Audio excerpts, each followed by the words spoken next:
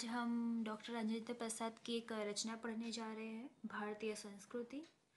तो रचना पढ़ने से पहले हम डॉक्टर राजेंद्र प्रसाद के बारे में कुछ जान लेते हैं।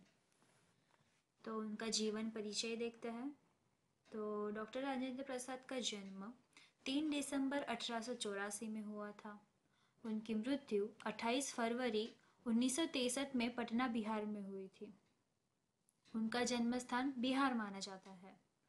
उनकी माता कमलेश्वर देवी और पिता महादेव सहाय थे। उनका विवाह राजवंशी देवी से हुआ था।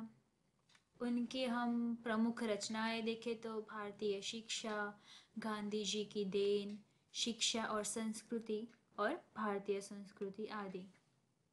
तो उनकी एक प्रमुख रचना में से एक रचना है भारतीय संस्कृति। अब हम रचना पढ़ना शुरू करते हैं। डॉक्टर राजेंद्र प्रसाद, भारतीय संस्कृति। कोई विदेशी जब भारत से बिल्कुल अपरिचित हो, एक छोर से दूसरे छोर तक सफ़र करे, तो उसको इस देश में इतनी विभिन्नताएं देखने में आएंगी कि वह कह उठेगा कि ये एक देश नहीं बल्कि कई देशों का एक समूह है, जो एक दूसरों से बहुत बातों में और विशेष करके ऐसी बातों में जो आसानी से आंखों के सामने आती है बिल्कुल भिन्न है। प्राकृतिक विभिन्नताएं भी इतनी है और इनके प्रकारों और इतनी गहरी नज़र आएंगी जो किसी भी एक महाद्वीप के अंदर ही नज़र आ सकती है। हिमालय की बर्फों से ढकी पहाड़ियाँ एक छोर पर मिलेंगी और जैसे जैसे वह दक्षिण की ओर बढ़ेगा, गंगा, यमुना, ब्रह्मपुत्र से प्लावित समतल को छोड़कर फिर विंध्य, अरावली, सतपुड़ा, सह्याद्री, नीलगिरी के श्रेणियों के बीच समतल रंग बिरंगी हिस्से देखने में आएंगे। पश्चिम से पूरब तक जाने में भी उससे इसी प्रकार की विभिन्नताएं देखने को मिलेंगी।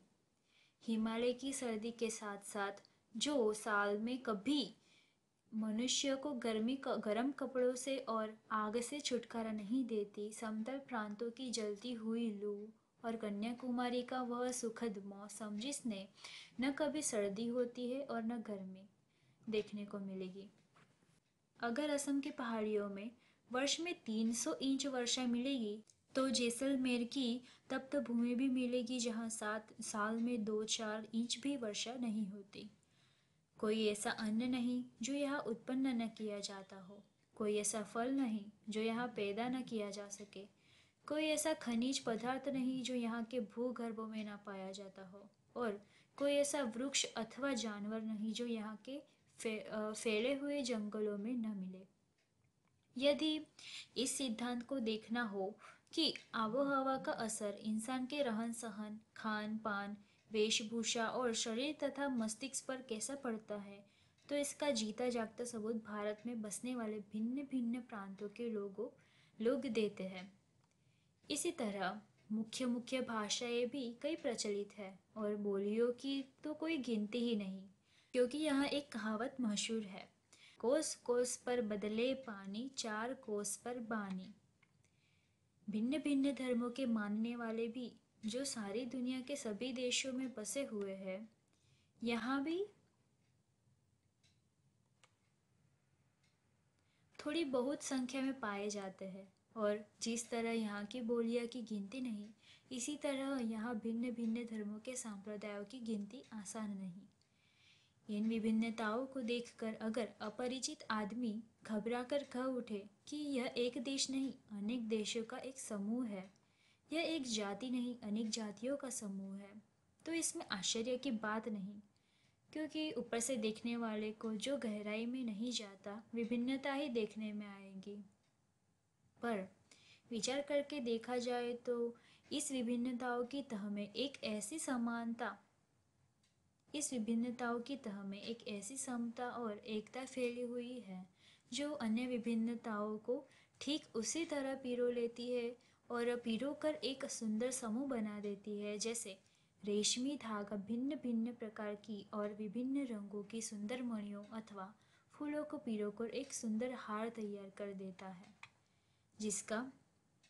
जिसकी प्रत्येक मणि या फूल दूसरों से न तो अलग है और न ही हो सकता है, और केवल अपनी सुंदरता से लोगों को मोहित नहीं करता है, बल्कि दूसरों की सुंदरता से वह स्वयं सुशोभित होता है और उसी तरह अपनी सुंदरता से दूसरों को भी सुशोभित करता है। यह केवल एक काव्य की भावना नहीं है, बल्कि ऐतिहासिक सत्य है जो हमारे वर्षों से अलग अलग अस्तित्व रखते हुए अनेकानेक जलप्रपातों का और प्रवाहों का संगम स्थल बनकर एक प्रकांड और प्रगाढ़ समुद्र के रूप में भारत में व्याप्त है, जिसे भारतीय संस्कृति का नाम दे सकते हैं। इन अलग अलग नदियों के उद्गम भिन्न भिन्न हो सकते हैं और रहे हैं। इनकी धाराएं भी अलग अलग बह रही है और प्रदेश के अनुसार भिन्न भिन्न प्रकार के अन्न और फल फूल पैदा करती है, पर सब में एक ही शुद्ध, सुंदर, स्वस्थ और शीतल जल बहता रहता है, जो उद्गम और संगम में एक ही हो जाता है। यह एक नैतिक और आध्यात्मिक स्रोत है जो अनंत काल से प्रत्यक्ष या अप्रत्यक्ष रूप से इस सारे देश में बहता रहता है और कभी कभी मूर्त रूप होकर हमारे सामने आता रहता है। यह हमारा सौभाग्य रहा है कि हमने ऐसी ही एक मूर्त रूप का अपने बीच चलते फिरते, हंसते रोते भी देखा है और जिनमें अमर तत्व की याद दिलाकर हमारी सूखी हड्डियों में नई मज्जा डाल हमारे मृत पाए शरीर में नए प्राण फूके और मुरझाए हुए दिलों को फिर खिला दिया। वह अमर तत्व सत्य और अहिंसा का है, जो केवल इसी देश के लिए नहीं, आज मानव मात्र के जीवन के लिए अत्यंत आवश्यक हो गया है। हम इस देश में प्रजातंत्र की स्थापना कर चुके हैं, जिसका अर्थ है व्यक्ति की पूर्ण स्वतंत्रता, जिसमें वह अपना पूरा विकास कर सके और साथ ही सामूहिक और सामाजिक एकता भी। व्यक्ति और समाज के बीच में विरोध का आभास होता है।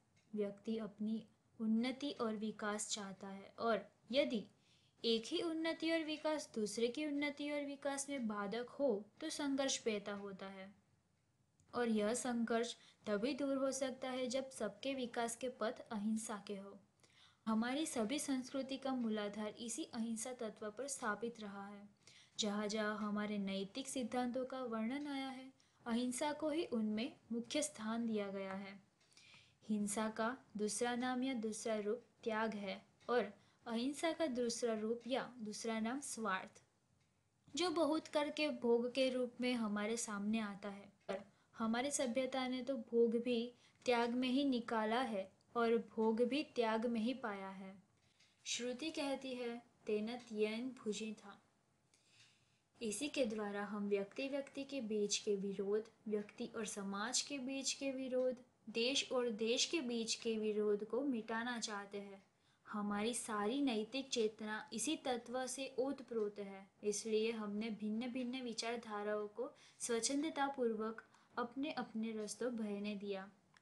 भिन्न भिन्न धर्मों और संप्रदायों को स्वतंत्रतापूर्वक पनपने और पसरने दिया। भिन्न भिन्न भाषाओं को विकसित और प्रस्फुटित होने दिया। भिन्न भिन्न देशों के लोगों को अपने में अभिन्न भाव से मिल जाने दिया। भिन्न भिन्न देशों की संस्कृतियों को अपने में मिलाया और अपने को उनमें मिलने दिया। और ये देश और विदेश में एक सूत्रता तलवार के जोर से नहीं, बल्कि प्रेम और सौहार्द के से स्थापित की।